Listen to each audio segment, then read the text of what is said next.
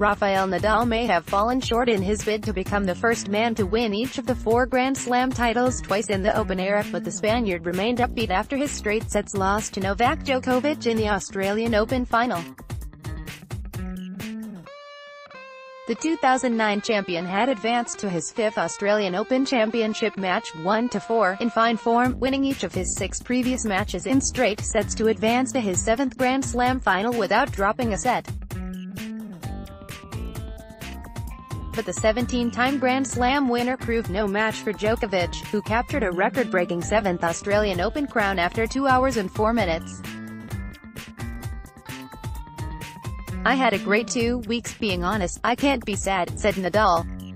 "It would be not fair to be sad. I played against a player that today was better than me. There is no doubt about that. That's all. These have been 2 positive weeks. The only thing, probably, that I need is time and more matches.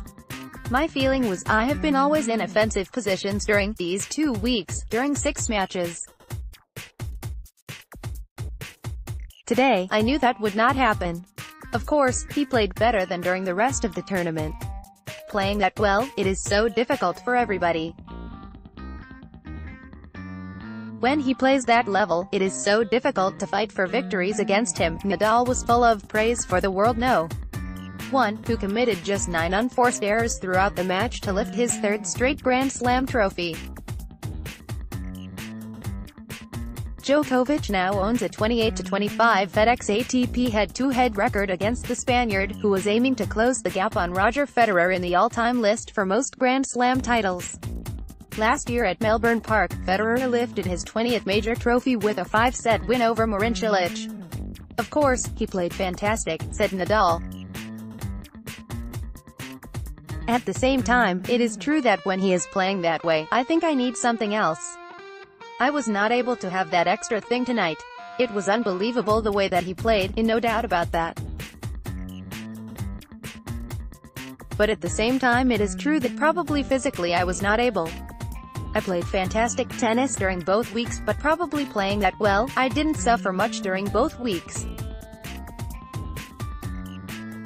5 months without competing, having that big challenge in front of me, I needed something else." The Australian Open marked Nadal's long-awaited return to tour-level action, following knee and abdomen injuries, as well as ankle surgery, after his US Open semi-final retirement against Juan Martín del Potro in September 2018. Nadal had originally planned to open his 2019 ATP Tour season at the Brisbane International, but a left thigh strain forced the 32-year-old to withdraw from the tournament and arrive in Melbourne with no tour-level match practice.